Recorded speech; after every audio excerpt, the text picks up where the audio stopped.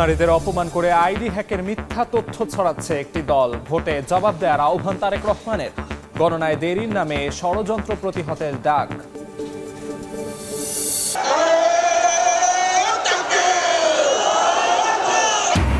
নারী হেনস্থার প্রতিবাদ করায় জামায়াতের পেছনে লাগার অভিযোগ আমিরের। গণজোয়ারে অন্ধকার দেখছে একটি দল। কিছুক্ষণ পর যোগ দেবেন কিশোরগঞ্জের জনসভায়। এবং রমজান ঘিরে আগের অর্থ বছরের তুলনায় ৩ লাখ মেট্রিক টন পণ্য বেশি আমদানি। দাম বাড়াতে লাইটার জাহাজে করে সাগরে মজুদ সহ নানা কারসাজির অভিযোগ। ব্যবস্থা নিতে চলছে অভিযান।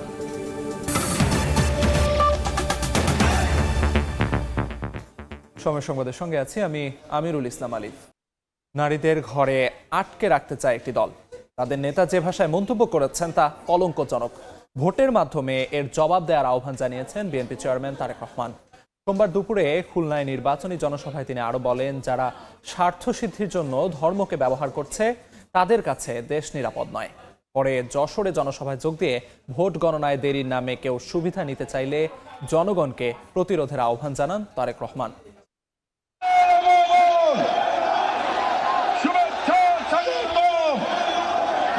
খুলনার মাটিতে ২২ বছর পর তারেক রহমান। বেলা ১২:১২টায় নগরীর খালিশপুরের প্রভাতী স্কুল মাঠে জনসভাস্থলে আসেন বিএনপি চেয়ারম্যান। অপেক্ষমান লাখো জনতা স্লোগানে উত্তাল হয়ে ওঠে পুরো নগরী।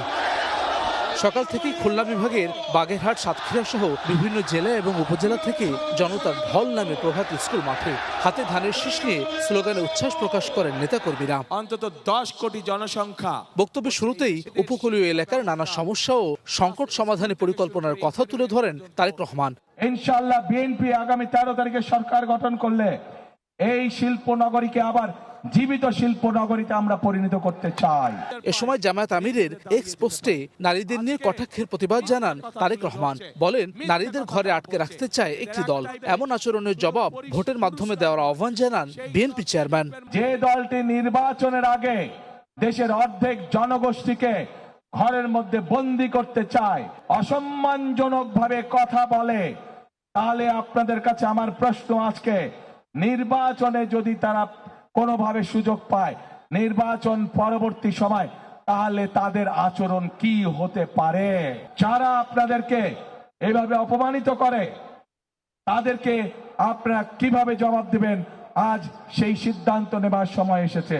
আইডি হ্যাক হয়েছে জামায়াতের এমন দাবিকে মিথ্যা অভিহিত করে প্রতিবাদ জানান তারেক রহমান। বলেন, স্বার্থসিদ্ধির জন্য ধর্মকে যারা ব্যবহার করছে তাদের কাছে দেশ নিরাপদ নয়। একটি রাজনৈতিক দলের একজন সিনিয়র নেতা জনগণের সামনে নির্বাচনের আগে এইভাবে মিথ্যা কথা বলছে, দলটি পর্যন্ত মিথ্যা কথা বলছে, তাদের আইডি বলে হ্যাক হয়ে গেছিল, অথচ আইডি হ্যাক হয়নি তাদের। এরা ধর্মকে ব্যবহার করে নিজেদের স্বার্থ রক্ষা করার জন্য। গদবাঁধা বক্তব্য নয়, সুনির্দিষ্ট পরিকল্পনার কথা বলছেন তারেক রহমান। এসব পরিকল্পনা বাস্তবায়নে শহীদ রাষ্ট্রপতি জিয়াউর রহমান আর বেগম খালেদা জিয়ার ধানের শীষে ভোট চাইছেন তিনি। খুলনার পর যশোরের উপশহর ডিগ্রি কলেজ মাঠে নির্বাচনী জনসভায় যোগ দেন তারেক রহমান। বলেন, ভোট গণনায় সময় বেশি লাগবে বলে যারা ষড়যন্ত্র করছে তাদেরকে প্রতিরোধে সাধারণ মানুষের প্রতি আহ্বান জানান বিএনপি চেয়ারম্যান। নির্বাচনকে বিতর্কিত করার জন্য, বাধাগ্রস্ত করার জন্য এরা উঠে পড়ে লেগেছে। নতুন গল্প শুনছি যে এবার বলে ভোট গণনা করতে অনেক বেশি সময় লাগবে। ভোট গণনা করতে কেমন সময় লাগে বাংলাদেশের মানুষের সেই ধারণা আছে। ভোট গণনা করতে দেরি হবে, এই উসিলা দিয়ে যদি কেউ কোনো সুযোগ নিতে চায়, প্রিয় ভাই বোনেরা, আপনাদেরকে তা প্রতিরোধ করতে হবে। পারবেন? দেশ পুনর্গঠনে ধানের শীষের পক্ষে ভোট দিতে সাধারণ মানুষের প্রতি আহ্বান জানান বিএনপি চেয়ারম্যান তারেক রহমান। আপনাদের সমর্থন নিয়েই বিএনপি শুরু করবে তার কাজ। হাসান ওয়ালি, সময় সংবাদ। নারীদের হেনস্থা করে একটি দল জামাতের পেছনে লেগেছে বলে অভিযোগ করেছেন দলটির আমির ডাক্তার শফিকুর রহমান। কক্সবাজারে নির্বাচনী জনসভায় তিনি বলেন, এসব করে গণজোয়ার ঠেকানো যাবে না। ক্ষমতায় গেলে নারীদের সম্মানজনক কর্মসংস্থান ও নিরাপদ দেশ গড়ারও প্রতিশ্রুতি জামাত আমিরের। কিছুক্ষণ পর অংশ নেবেন কিশোরগঞ্জের নির্বাচনী জনসভায়।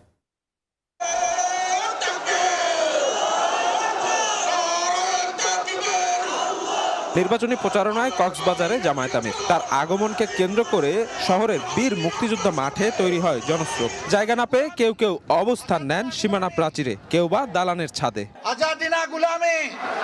দুপুর 1টার কিছু পরে মঞ্চে আসেন জামায়াত আমির। স্থানীয় পর্যটন শিল্পের উন্নতি করা সহ প্রতিশ্রুতি দেন নানা উন্নয়নের। 13 তারিখ থেকে নতুন একটি বাংলাদেশ জনগণ পাবে। বক্তব্যে বলেন, নারী হেনস্থার প্রতিবাদ করায় জামায়াতের পেছনে লেগেছে একটি দল। ক্ষমতায় গেলে জামায়াত নারীদের জন্য সম্মানজনক কর্মসংস্থানের পাশাপাশি নিরাপদ বাংলাদেশ গড়বে বলেও আশ্বাস দেন তিনি। গত কয়েকদিন ধরে বাংলাদেশে অনেকগুলা ঘটনা ঘটেছে মা বোনদেরকে অপমান করার, তার প্রতিবাদ আমি করি, এখন আমার পিছনে লেগেছে। ডাকাতের মতো, ছুরের মতো লেগেছে। সামনা থেকে মোকাবেলা করার সাহস নাই, পিছন থেকে এখন আমার পিছনে লেগেছে। হ্যাঁ, পিছনের লোকেরা ইনশাল্লাহ পিছনে পড়ে থাকবে, সামনে যেতে পারবে না। যখন দেখে চতুর্দিকে অন্ধকার, তখন দিনকেও রাত মনে করে, দিশাহারা হয়ে যায়। কি করবে, কি বলবে, হিসাব খুঁজে পায় না। এ দিয়ে জনগণের ভালোবাসার জোয়ার ঠেকানো যাবে না। এরপর চট্টগ্রামের লোহাগড়ার পদুয়ার জনসভায় যোগ দেন জামায়াত আমির। সেখানে বলেন, ব্যর্থতা দেখতে পেয়ে চোখে সর্ষে ফুল দেখছে একটি দল। 12ই ফেব্রুয়ারির পর দেশে চাঁদাবাজি বন্ধ হয়ে যাবে বলেও মন্তব্য করেন তিনি। যারা মাথা গরম করেছেন, মেহরবানি করে ঠান্ডা করুন। ওই মাথা গরমে আমাদের কিছুই আসা যায় না। আপনাদের ওই সমস্ত পচা কথা শোনার আমাদের কোনো সময় নেই। আগামীর নয়া বাংলাদেশ গঠন করার জন্য আমরা এখন পাগল পারা। আমাদের পিছনের দিকে ডাইনে বামে তাকানোর কোনো সময় নাই রে ভাই। পরে সীতাকুণ্ডে নির্বাচনী জনসভায় যোগ দিয়ে টাকার বিনিময়ে ভোট চাইলে পুলিশে দেওয়ার আহ্বান জানান ডাক্তার শফিকুর রহমান। আগে ছিল ভাই, এখন হয়ে গেছে অন্য কিছু, আমি আর এটা মুখে নিলাম না। বুঝতে পারছেন? এরা দান্দাবাজ। এরা নির্বাচনের সময় টাকার বস্তা নিয়ে নামে। যারা মানুষের ভোট, গরিব হোক ধনী হোক, এই ভোট যারা অর্থের বিনিময়ে প্রভাবিত করতে চায়, তারা মানুষ নামের কলঙ্ক। এরা আসলে আপনাকে টাকা দিতে আসে নাই, এরা আপনার ইজ্জত এবং আপনার বিবেক কিনতে এসেছে। এর আগে সকালে দেশের সর্বদক্ষিণের উপজেলা মহেশখালীতে নির্বাচনী জনসভায় যোগ দিয়ে লবণ শিল্পকে উন্নত করার প্রতিশ্রুতি দেন জামায়াত আমির। বলেন, পচে যাওয়া নেতৃত্ব এবং অপরাজনীতির সংস্কৃতি পরিবর্তন করবে তার দল। বন্দরনগরী চট্টগ্রাম এবং পর্যটন নগরী কক্সবাজারের বিভিন্ন এলাকায় জনসভাকালে এইসব অঞ্চলের জন্য আলাদা উন্নয়ন পরিকল্পনার কথা জানান জামায়াত আমির ডাক্তার শফিকুর রহমান। এসব পরিকল্পনা বাস্তবায়নে আগামী জাতীয় নির্বাচনে 11 দলীয় ঐক্যের পক্ষে ভোট চান তিনি। শফিক মুন্সি, সময় সংবাদ। কিশোরগঞ্জ কটিয়াদী সরকারি কলেজ মাঠে জনসভায় অংশ নেবেন জামায়াত আমির ডক্টর শফিকুর রহমান। এরই মধ্যে সমবেত হয়েছেন নেতাকর্মীরা। সেখানে আছেন সহকর্মী শফিক মুন্সি, সরাসরি যাচ্ছি তার কাছে। বাংলাদেশ জামাত ইসলামের আমির ডাক্তার শফিকুর রহমান তার ময়মনসিংহ বিভাগে যে নির্বাচনী প্রচারণা সফর সেটি আজকে শেষ করতে যাচ্ছেন এবং এর প্রেক্ষিতে আজ তিনি কিশোরগঞ্জ এবং ময়মনসিংহে তিনি একাধিক জনসভায় অংশ নেবেন। এর আগে গত রোববার তিনি কিন্তু ময়মনসিংহের শেরপুর এবং জামালপুরেও পৃথক দুটি জনসভায় অংশ নিয়েছিলেন। আমরা যে বিষয়টি জেনেছি যে তিনি মূলত আকাশপথে ঢাকা থেকে আজ এই কিশোরগঞ্জে আসবেন এবং কিশোরগঞ্জের এই কটিয়াদী সরকারি কলেজ মাঠে তিনি জনসভায় অংশ নেবেন, তিনি বক্তব্য দিবেন এই অঞ্চলের মানুষদের জন্য। আমরা আরো যে বিষয়টি আসলে জেনে দেখছি এখানে উপস্থিত হয়ে যে কটিয়াদী সরকারি যে কলেজ মাঠ সেটি কিন্তু এক প্রকার পরিপূর্ণভাবে পূর্ণ হয়ে গেছে নানা বয়সী মানুষের আগমনে। তারা পার্শ্ববর্তী বিভিন্ন যে উপজেলা যেমন নিকলি, পাকুয়ান্দি এইসব জায়গা থেকে কিন্তু তারা এসছেন এবং তারা ফজরের নামাজের পরপরই অনেকে দূর দূরান্ত থেকে বিভিন্ন বাসে করে এসে এই মাঠ এখন লোকারণ্য অবস্থা। সকাল 10টার কিছু আগে পবিত্র কোরআনে তেলাওয়াতের মাধ্যমে আনুষ্ঠানিকভাবে আজকের এই জনসভা সেই জনসভাটি সূচনা ঘোষণা করেন কিশোরগঞ্জের জেলা জামায়াতের আমির, এবং এরপর একে একে কিন্তু কথা বলছেন স্থানীয় যে নেতৃবৃন্দ তারা। অন্যদিকে এই যে জনসভা, সেই জনসভায় কিন্তু বাংলাদেশের যে পাবলিক বিশ্ববিদ্যালয়গুলোর ছাত্র সংসদ নির্বাচন হলো সম্প্রতি, সেই ছাত্র সংসদ নির্বাচনেরও কিন্তু একাধিক প্রতিনিধি এখানে উপস্থিত হয়েছেন। তো এই ছিল আমার কাছে কিশোরগঞ্জ থেকে বাংলাদেশ জামাত ইসলামের আমির ডাক্তার শফিকুর রহমানের যে নির্বাচনী জনসভা, সে ব্যাপারে সর্বশেষ খবর। কিশোরগঞ্জ থেকে সবশেষ তথ্য জানাচ্ছিলেন সহকর্মী শফিক মুন্সি। শেরপুরে নির্বাচনী সহিংসতায় নিহত শ্রীবর্দী উপজেলা জামায়াতের সেক্রেটারি রেজাউল করিম হত্যা মামলার এক আসামিকে গ্রেফতার করা হয়েছে। সোমবার রাতে ঝিনাইগাতীর বনগাঁও এলাকার বিল থেকে আসামি মাহমুদুল হাসান রুবেলকে গ্রেফতার করে ডিবি পুলিশ। রুবেল ঝিনাইগাতী উপজেলার স্বেচ্ছাসেবক দলের যুগ্ম আহ্বায়ক এবং মামলার 55 নম্বর আসামি। এদিকে এ ঘটনায় বিবৃতির মাধ্যমে নিন্দা ও প্রতিবাদ জানিয়েছে শেরপুর জেলা স্বেচ্ছাসেবক দল। বিবৃতিতে এ ধরনের কর্মকাণ্ডের মাধ্যমে আসন্ন নির্বাচনকে বাধাগ্রস্ত করার অপচেষ্টার অভিযোগ করে জামায়াতের দায়ের করা মিথ্যা মামলা প্রত্যাহার সহ রুবেলের নিঃশর্ত মুক্তির আহ্বান জানানো হয়। গত 28 জানুয়ারি বিএনপি ও জামায়াতের নেতাকর্মীদের মধ্যে সংঘর্ষে মৃত্যু হয় রেজাউল করিমের। সময় সংবাদে আরও থাকছে। রাজধানীর বনশ্রীতে রাস্তার পাশ থেকে অটোরিকশা চালকের মরদেহ উদ্ধার। হত্যা নাকি দুর্ঘটনায় মৃত্যু জানা যায়নি কারণ। ঘটনাস্থল থেকে একটি প্রাইভেট কারও চালক আটক।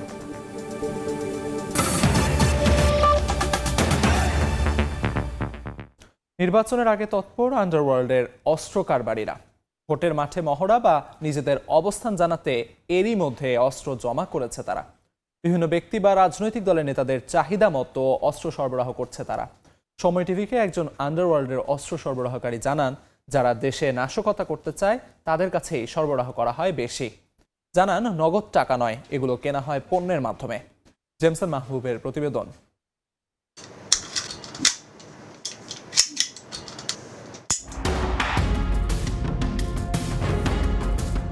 আবারও সক্রিয় আন্ডারওয়ার্ল্ড। নিজেদের অবস্থান জানান দিতে এবার তৎপর অস্ত্রধারী ক্যাডাররাও।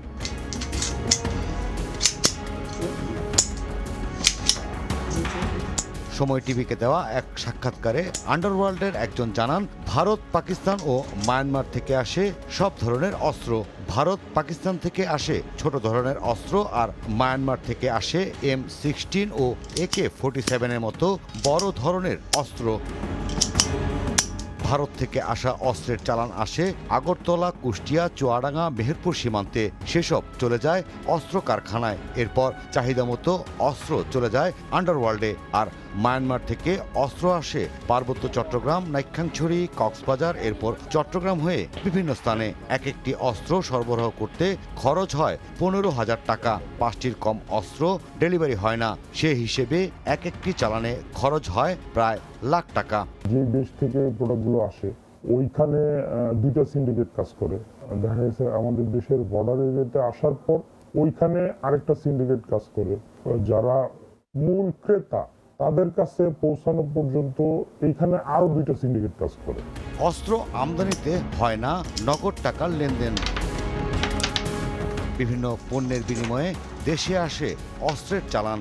ভারত থেকে অস্ত্র কেনা হয় স্বর্ণের বার, ইলিশ মাছের বিনিময়ে। মায়ানমার থেকে অস্ত্র আসে চাল, ডাল, মশলা, আলু, পেঁয়াজ এসব পণ্যের বিনিময়ে। পুরো কারবারই চলে টোকেনের মাধ্যমে, যেমন ভারত সীমান্তে অস্ত্রের টোকেন ঘোড়া। এক একটা পণ্যের জন্য এক এক ধরনের টোকেন। দেখা যাচ্ছে মশলার ক্ষেত্রে হাতি মার্কা টোকেন, অস্ত্রের ক্ষেত্রে ঘোড়া মার্কা টোকেন।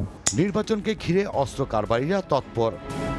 এখন আমাদের প্রচুর চাপ, বিভিন্ন জায়গা থেকে দেখে ফোন আসে বা নির্বাচনী প্রচারণার জন্য দেখা যাচ্ছে আজকে এক জায়গায় প্রচারণা হবে, সেই যে 5 জন ছেলে লাগবে, 5টা হাতিয়ার লাগবে, দেখা যাচ্ছে সর্বনিম্ন 5 লাখ টাকা আমাদের দিতে হয়, তা নাহলে আমরা কোথাও যাই না। অস্ত্রগুলো কালেক্ট মোটামুটি আরো 6 মাস আগে থেকেই সবাই যার যার অনুযায়ী কালেক্ট করে ফেলছে। এখন কিছু আসতেছে, অল্প কিছু নির্বাচন অনুযায়ী যাদের দরকার তারা তো আগে থেকে কালেক্ট করে ফেলছে। এখন হয়তো গুলির চাহিদাটা একটু আছে। নির্বাচনের আগে আইন শৃঙ্খলা বাহিনীর সদস্যদের অস্ত্র উদ্ধার অভিযান আরও জোরদার করা প্রয়োজন। তা না হলে অস্ত্রের ঝনঝনানিতে ম্লান হয়ে যাবে গণতান্ত্রিক ভোট উৎসব। জেমসন মাহবুব, সময় সংবাদ, ঢাকা। দীর্ঘদিন ধরে নির্মম নির্যাতন করত শিশু গৃহকর্মীকে। পরিবার মামলা করলে উত্তরার বাসা থেকে বিমানের এমডি শফিকুর রহমান ও তার স্ত্রী সহ 4 জনকে গ্রেফতার করে পুলিশ। জামিন আবেদন না মঞ্জুর করে তাদের কারাগারে পাঠানোর আদেশ দেন আদালত। গৃহকর্মী নির্যাতনের মামলায় বাংলাদেশ এয়ারলাইন্সের ব্যবস্থাপনা পরিচালক ও প্রধান নির্বাহী কর্মকর্তা শফিকুর রহমানকে গ্রেপ্তারের পর কারাগারে পাঠানোর নির্দেশ দিয়েছে আদালত।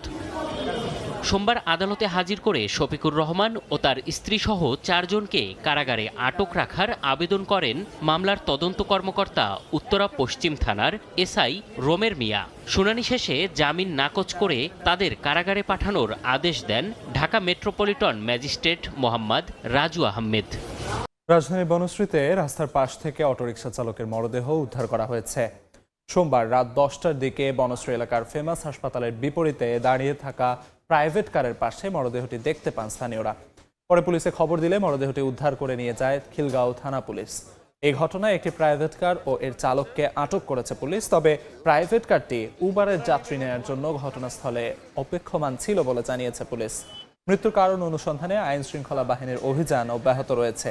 স্বজনরা জানান, এদিন সন্ধ্যা 7টায় অটোরিকশা নিয়ে বের হন শাহিন। স্ত্রী সন্তান নিয়ে রাজধানীর মেরাদিয়া এলাকায় বসবাস করতেন তিনি।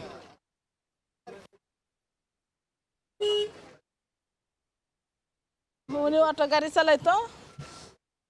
7টার সময় বাসার থেকে বাইরেছে। বাসার লগে একজনের কাছে ফোন দিচ্ছে, হ্যাঁ যায় আমার খবর জানাইছে। প্রাইভেট কারের নিচে লাশ পাওয়া গেছে। হ্যাঁ চাইছিল লাশটা গুম করার জন্য, গাড়ির তলে চাপা দিয়ে রাখা দিছে লাশটা। তখন ওই যে আরেকজনে গিয়ে সেটা ওই লাইট ধরে একজন করছে, তখন এর পায়ে কিছু পাচ্ছে। ওনারা বলতেছে যে এটা ময়লা, তখন উনি টান দিয়ে বাইর করে দেখে যে এটা লাশ। সময় সংবাদে আরও থাকছে। অবশেষে বাণিজ্য চুক্তিতে রাজি নয়াদিল্লি ওয়াশিংটন। ভারতীয় পণ্যে শুল্ক কমিয়ে 18% ধার্য, ট্রাম্পের প্রতি কৃতজ্ঞতা মোদির। রমজান সামনে রেখে গত 7 মাসে 25,700 কোটি টাকা মূল্যের 26 লাখ মেট্রিক টন তেল, চিনি, খেজুর এবং ছোলার মতো 17 ধরনের ভোগ্যপণ্য আমদানি করেছে বাংলাদেশ। আগের অর্থবছরের তুলনায় 1,500 কোটি টাকা মূল্যের 3 লাখ মেট্রিক টন পণ্য বেশি আমদানি হলেও ভোক্তা পর্যায়ে দাম বাড়াতে লাইটার জাহাজে করে সাগরে পণ্য মজুত সহ নানা কারসাজির অভিযোগ উঠেছে। সাক্ষর টিপুর ক্যামেরায় বিস্তারিত জানাচ্ছেন ফেরদৌস লিপি। চট্টগ্রাম কাস্টমস হাউসের সর্বশেষ তথ্য অনুযায়ী চলতি অর্থবছরের জানুয়ারি পর্যন্ত 12,350 কোটি টাকা মূল্যের 9,40,000 মেট্রিক টন পাম অয়েল, 1,327 কোটি টাকা মূল্যের 2,69,000 মেট্রিক টন চিনি, 792 কোটি টাকা মূল্যের 96,000 মেট্রিক টন চিনি তৈরির কাঁচামাল, 1,700 কোটি টাকা মূল্যের 2,35,000 মেট্রিক টন ছোলা আমদানি হয়েছে বাংলাদেশে। গত 7 মাসে আমদানি হওয়া 25,669,000 কোটি টাকা মূল্যের 25,53,000 মেট্রিক টন পণ্য থেকে চট্টগ্রাম কাস্টমস হাউস শুল্ক আদায় করেছে 4,229 কোটি টাকা। বিগত অর্থবছরের 7 মাসের তুলনায় চলতি অর্থবছরের 7 মাসের হিসেবে দেখা যাচ্ছে পরিমাণের তুলনায় বেশি আমদানি হয়েছে এবং রাজস্ব বেশি অর্জন হয়েছে। রমজানে ব্যাপক চাহিদার সুযোগে কৃত্রিম সংকট সৃষ্টি করতে আমদানিকারক কিছু প্রতিষ্ঠান আগে থেকে লাইটারের জাহাজে পণ্য লোড করে সাগরে ভাসিয়ে রেখে গুদাম হিসেবে ব্যবহার করছে বলে অভিযোগ উঠেছে। বিশেষ করে চট্টগ্রাম বন্দরের বহির্নোঙরে অবস্থানরত ভোগ্যপণ্যবাহী মাদার ভেসেল থেকে আমদানি পণ্য নামাতে প্রতিদিন যেখানে 150 বেশি লাইটারের জাহাজ প্রয়োজন, সেখানে মিলছে মাত্র 50 থেকে 60টি। যেখানে আমাদের রিকোয়ারমেন্ট আছে, চাহিদা আছে 120টা জাহাজ, আমরা সেখানে 90টা জাহাজকে লাইটার দিতে পারতাম। লাইটারের জাহাজকে ভাসমান গুদাম হিসেবে ব্যবহারের প্রবণতা ঠেকাতে 3 দিনের বেশি বন্দর সীমানায় পণ্যবাহী জাহাজের অবস্থানে নিষেধাজ্ঞা জারি করেছে চট্টগ্রাম বন্দর কর্তৃপক্ষ। তারপরও আদেশ অমান্য করে অবস্থানকারী জাহাজের বিরুদ্ধে ব্যবস্থা নিতে শুরু করেছে প্রশাসন। গত কয়েকদিন ধরেই বন্দরের নৌসীমানায় 64 নটিক্যাল মাইলস জুড়েই চলছে অভিযান। আমরা ইতিমধ্যেই এই ধরনের অবৈধ যারা মজুদারি করেন তাদেরকে লাল কার্ড শো করেছি। আল্লাহর সাহায্য এবং জনগণের সমর্থনে আমরা এই সিন্ডিকেটকে ভেঙে দিতে সক্ষম হব ইনশাআল্লাহ। যেগুলো রমজানে যেগুলোর চাহিদা পিকে উঠে যায় সেই জিনিসগুলোর যাতে সরবরাহ ঘাটতি না হয় সেটা সরকারের উচ্চ মহল থেকে এই নির্দেশনা দেওয়া হয়েছে যে গুদাম হিসাবে ব্যবহার না করে তারা যাতে দ্রুত সরবরাহ করে। মূলত ভোগ্যপণ্য সহ বাল্ক আকারে আমদানিকৃত পণ্যবাহী মাদার ভেসেলগুলোর অবস্থান চট্টগ্রাম বন্দরের বহির্নোঙর এবং গভীর সাগরে। লাইটারি জাহাজের মাধ্যমে মাদার ভেসেল থেকে পণ্য খালাস করে পৌঁছে দেওয়া হয় দেশের বিভিন্ন নদীবন্দর এবং আমদানিকারক প্রতিষ্ঠানের ঘাটে। কিন্তু কৃত্রিম সংকট সৃষ্টির মাধ্যমে পণ্যের দাম বাড়াতে জাহাজগুলো নিজেদের সুবিধাজনক স্থানে দাঁড়িয়ে থাকে। ফেরদৌসলিপি, সময় সংবাদ, চট্টগ্রাম। রাজধানীর আগারগাঁওয়ে বাংলাদেশ কোস্টগার্ডের পদক প্রদান অনুষ্ঠানে বক্তব্য রাখছেন স্বরাষ্ট্র উপদেষ্টা মোহাম্মদ জাহাঙ্গীর আলম চৌধুরী। সরাসরি চলে যাচ্ছি সেখানে। এবং নির্বাচন কমিশনকে প্রয়োজনীয় সহায়তা প্রদানের লক্ষ্যে বাংলাদেশ কোস্টগার্ড কর্তৃক ইতিমধ্যে বরিশাল, চট্টগ্রাম এবং খুলনা বিভাগে বিভিন্ন জেলায় প্রায় 100 প্লাটুন কোস্টগার্ডের সদস্য নিয়োগ করা হয়েছে। প্রিয় সহকর্মীবৃন্দ, জাতীয় নির্বাচন আপনাদেরকে সম্পূর্ণভাবে নিরপেক্ষতার সাথে দায়িত্ব পালন করতে হবে। ব্যক্তি, দল কিংবা রাজনৈতিক কোনো এজেন্ডা বাস্তবায়নে কেউ জড়িত হবেন না। নির্বাচনে আপনারা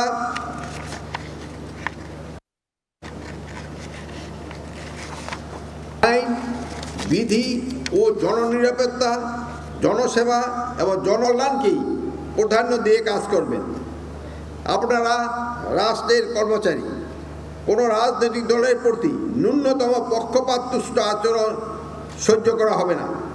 যদি কারো বিরুদ্ধে কোনো প্রকার কোনো প্রার্থীর পক্ষে কাজ করার বা কোনো দলীয় এজেন্ডা বাস্তবায়নের প্রমাণ পাওয়া যায় তবে তার বিরুদ্ধে আইনানুগ ব্যবস্থা গ্রহণ করা হবে।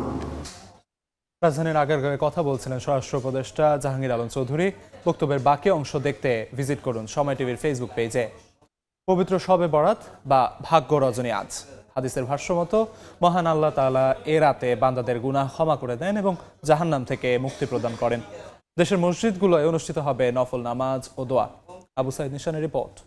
ক্ষমা, প্রার্থনা ও আত্মশুদ্ধির রজনী মুসলমানদের জন্য অত্যন্ত তাৎপর্যপূর্ণ এক পবিত্র রাত। এ রাতে ধর্মপ্রাণ মুসলমানরা ইবাদতের মাধ্যমে নিজেকে সঁপে দেন স্রষ্টার দরবারে। বান্দার আকুতি কবুল করতে প্রথম আসমানে নেমে আসেন মহান আল্লাহ। হিজরি বর্ষপঞ্জির শাবান মাসের 14 তারিখের দিবাগত রাতটি ইবাদত, দোয়া ও আত্মশুদ্ধির মধ্য দিয়ে পার করেন ধর্মপ্রাণ মুসলমানরা। পরদিন রোজাও পালন করেন কেউ কেউ। এই রাতে কাফের ও হিংসা বিদ্বেষ পোষণকারী ছাড়া অসংখ্য বান্দা মহান আল্লাহর পক্ষ থেকে ক্ষমা ও কল্যাণ লাভ করেন। শবে বরাত উপলক্ষে দেশের বিভিন্ন মসজিদে অনুষ্ঠিত হয় নফল নামাজ, কোরআন তেলাওয়াত ও দোয়া। ধর্মপ্রাণ মুসলমানরা মহান আল্লাহর অনুগ্রহ লাভের আশায় জিকিরে মগ্ন থাকেন রাতব্যাপী। কেউ কেউ কবরস্থানে গিয়ে প্রিয়জনদের রুহের মাগফিরাত কামনা করেন। ইসলামিক স্কলাররা বলছেন শবে বরাত আত্মসমালোচনা ও আত্মশুদ্ধির সুযোগ। যার যত প্রত্যাশা, যার যত চাহিদা, সমস্ত কিছু রব্বে কারিমের কাছে চেয়ে নেওয়ার জন্য বলা হয়েছে। রব্বে কারিম প্রথম আকাশে এসে তার বান্দাদেরকে লক্ষ্য করে বিভিন্ন ভাষায় ডাকতে থাকেন। রব্বে কারিম অসংখ্য অগণিত গুনাহগারদেরকে এই রজনীতে ক্ষমা করে দিবেন। শবে বরাত নিয়ে অনেক কুসংস্কার রয়েছে হালুয়া রুটির প্রচলন, যা পালন করা শরিয়াহ সম্মত নয়। আতশবাজি, অতিরিক্ত আলোকসজ্জা থেকেও বিরত থাকার আহ্বান এই স্কলারের। হালুয়া, রুটি ইত্যাদি গোছল টোছল সব বিভিন্ন কিছু কুসংস্কারের কথা আমরা অনেক সময় অনেক ভাইদের মাধ্যমে জানতে পারি, যার কোনো বাস্তবতা নেই। এই ইবাদত বন্দিগির করতে যে কোনো ধরনের কুসংস্কারে আমরা লিপ্ত হয়ে যাব না। এলাকায় যে সমস্ত মা বোনেরা আছেন তারাও ইবাদত বন্দিগি করবে। মসজিদে যদি পুরোটা রাত এভাবে মাইক বাজতে থাকে তাহলে তাদেরও যেমন সমস্যা, ইবাদতের সমস্যা, এবং শিশু আছে, অসুস্থ ব্যক্তি আছে, তাদের জন্যও সমস্যা। শবে বরাত মুসলমানদের জন্য কেবল একটি ধর্মীয় রাতই নয়, বরং মানবিক মূল্যবোধে ফিরে যাওয়ার এক অনন্য সুযোগ। আবু সাইদ নিশান, সময় সংবাদ, ঢাকা। আন্তর্জাতিক প্রসঙ্গ। ভারতের ওপর নতুন করে শুল্ক কমানোর ঘোষণা দিলেন মার্কিন প্রেসিডেন্ট ডোনাল্ড ট্রাম্প। সোমবার ভারতের প্রধানমন্ত্রী নরেন্দ্র মোদীর সঙ্গে ফোন আলাপের পর এই সিদ্ধান্ত নেন তিনি। নিজের সামাজিক মাধ্যম ট্রুথ সোশ্যালে দেয়া এক পোস্টে জানান, ভারতের ওপর আরোপ করা 50% শুল্ক কমিয়ে 18% ধার্য করা হয়েছে। একই সঙ্গে তিনি বলেন, ভারত এখন থেকে রাশিয়ার পরিবর্তে যুক্তরাষ্ট্রের কাছ থেকে তেল কিনবে। ভারত যুক্তরাষ্ট্র নতুন এই বাণিজ্য চুক্তির জন্য প্রেসিডেন্ট ডোনাল্ড ট্রাম্পকে ধন্যবাদ জানিয়েছেন প্রধানমন্ত্রী নরেন্দ্র মোদী। 2025 সালের এপ্রিল থেকে আগস্ট পর্যন্ত ট্রাম্প প্রশাসন ভারতের পণ্যের ওপর ধারাবাহিকভাবে শুল্ক বাড়িয়েছিল। 2 এপ্রিল বেশ কিছু ভারতীয় পণ্যের ওপর 26% অতিরিক্ত শুল্ক ধার্য করা হয়, আর আগস্টে তা 50% পর্যন্ত বাড়ানো হয়। যুক্তরাষ্ট্র দাবি করেছিল, ভারতের রাশিয়ার তেল কেনা অব্যাহত থাকায় এটি ইউক্রেন যুদ্ধকে অর্থায়ন করছে, তাই বাণিজ্য ঘাটতি বাড়ছে।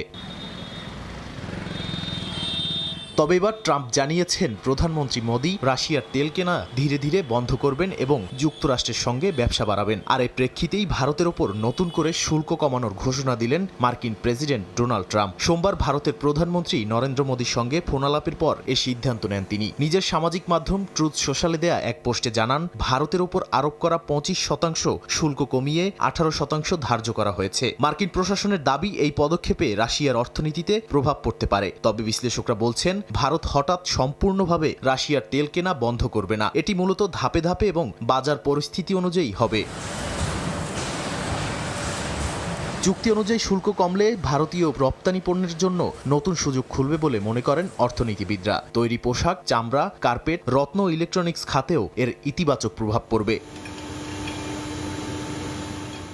ভারত যুক্তরাষ্ট্র নতুন এই বাণিজ্য চুক্তির জন্য ট্রাম্পকে ধন্যবাদ জানিয়েছেন প্রধানমন্ত্রী নরেন্দ্র মোদী। এই চুক্তির মাধ্যমে যুক্তরাষ্ট্র থেকে $50 কোটি পণ্য কেনার পরিকল্পনা করছে ভারত। নাদিম মারজান, সময় সংবাদ। খেলার খবর। নারী দলের সাবেক অধিনায়ক জাহানারা আলমের যৌন হয়রানির রিপোর্ট নিয়ে তালবাহানা করেছে বিসিবির স্বাধীন তদন্ত কমিটি। কয়েক দফা সময় বাড়িয়ে নির্ধারিত 31 জানুয়ারি রিপোর্ট জমা দেওয়ার কথা থাকলেও তা জমা হয়েছে সোমবার। আর এসব কারণেই বোর্ড সভাপতি আমিনুল ইসলাম বুলবুল সবার আস্থা হারাচ্ছেন বলে মনে করেন ক্রিকেট সংগঠক রফিকুল ইসলাম বাবু। এছাড়া ব্যর্থতা আড়াল করতেই সাকিব আল হাসানকে দলে নেয়ার ইস্যু সামনে এনেছে বোর্ড। সমালোচনার ভয়েই গণমাধ্যম কর্মীদের বিসিবিতে ঢুকতে বিধি নিষেধ দিয়েছে বলে মন্তব্য করেন বাবু।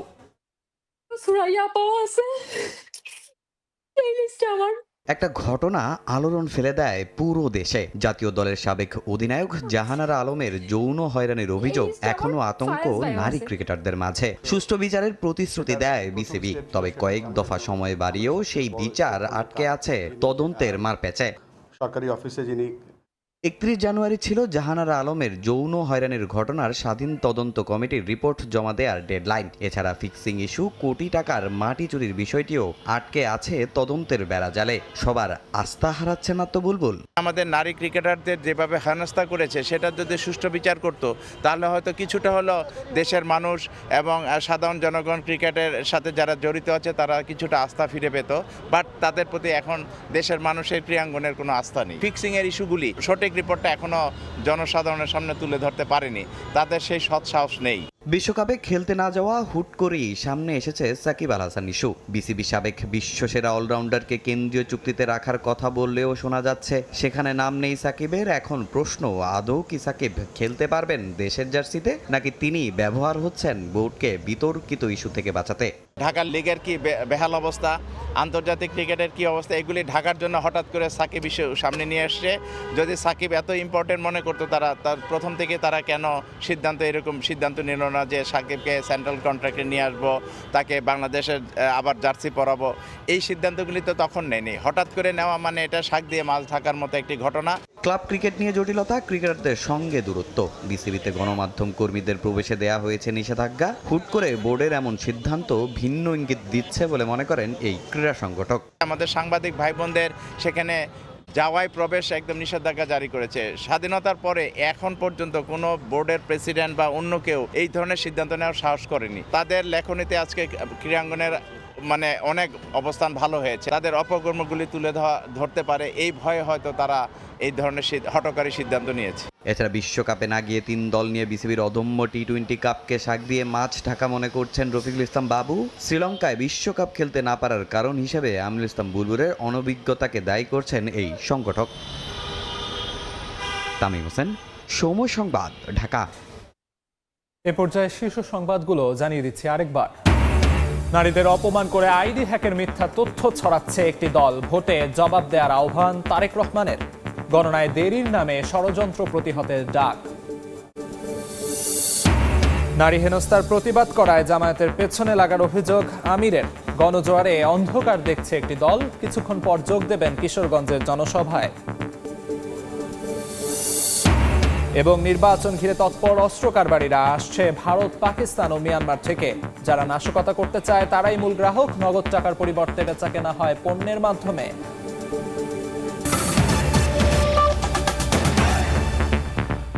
এই ছিল সকাল 10টার সময় সংবাদে। এ সময়ের বাণিজ্যের সঙ্গে থাকবেন জিন্নাতারা যশোয়া। আলিফ, আপনাকে ধন্যবাদ। এ সময়ের বাণিজ্য নিয়ে আসছে কিছুক্ষণ পর, সঙ্গেই থাকুন সময়ের।